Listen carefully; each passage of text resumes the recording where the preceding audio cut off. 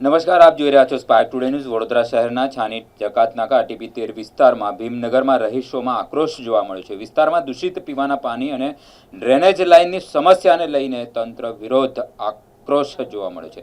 ઓછા દબાણ અને ઓછા સમયમાં મળતું પીવાના પાણીને લઈને કકળાટ થાય છે। તંત્રને વારંવારની રજૂઆત કરવા છતાં કોઈ નિરાકરણ આવતું નથી। વિસ્તારમાં રોગચાળો ફાટી નીકળવાની લોકોમાં દહેશત જોવા મળી છે અને સ્થાનિક લોકોએ સમસ્યાનું નિરાકરણ લાવવાની માંગ કરી છે। સાહેબ, અમે ગંદુ પાણી પીશું તો સ્કૂલ કેવી રીતના જઈશું?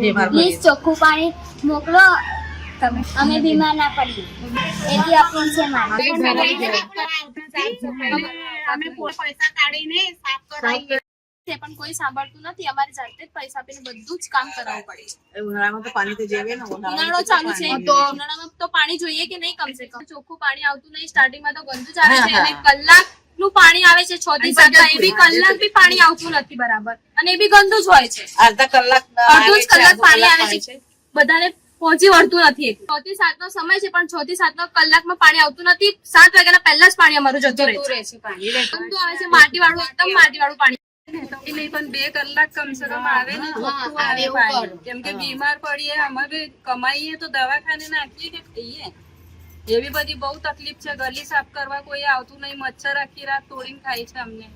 મારું નામ કાંબે નેહા છે, હું આંબેડકર નગરની નિવાસી છું। આ બધા પણ અહીંયાના જ રહેવાસી છે। દર અઠવાડિયે, દર 2 મહિનામાં અમારી અહીંયાની ગટર ઉભરાય છે। એ ગટરનું પાણી પીવાના પાણીમાં મિક્સ થઈ જાય છે। પીવાનું પણ પાણી શરૂઆતમાં એટલું ગંદુ આવે છે કે અમારા પીવા લાયક રહેતું નથી। એનાથી બીમારીઓ પણ ફેલાય છે અને એ પૈસા પછી અમને હોસ્પિટલમાં ભરવા પડે છે। તમે લોકો ઇલેક્શનમાં વોટ માંગવા આવી જાઓ છો ત્યારે તમે સારી રીતે રહો છો અને અહીંયા પછી હાથ જોડીને આવો છો, ત્યારે હાથ જોડીને અમને વિનંતી કરો છો કે અમને વોટ આપો અને પછી ઇલેક્શનમાં તમે જીતી જાઓ એના પછી કોઈ જોવા નથી આવતો કે અહીંયા કેવી રીતે બધી વ્યવસ્થા થાય છે। બધું ગંદુ પાણી આવે છે, ગલીઓ સાફ કરવાની, ગટરો સાફ કરવા નહીં આવતા, ગલીઓ ગંદી હોય છે પણ સુવિધા કરવા કોઈ અમારે આવતા નહીં। અમે કેટલી વાર કમ્પ્લેન્ટ કરી પણ કોઈ જ અમારે આવતા નહીં। કોઈ ઝાડુ મારવા વાળો આવતો નહીં, ગટર સાફ કરવા વાળો આવતો નહીં। પાણી બિલકુલ ગંદો પાણી આવે છે। ટાઈમસર પાણી નહીં છોડે કોઈ। રાતે 10 વાગે પાણી આવે, 11 વાગે બી પાણી આવે। હવે બૈરા છોકરા વાળા શું કરે સાહેબ રાતે ઉઠીને?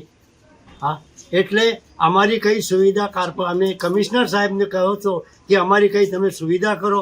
અમે તમારા જોડે તો આવી નહીં શકતા, તમે આવીને અમારી કઈ સુવિધા કરો, તમે એટલી તમારે વિનંતી કરીશું।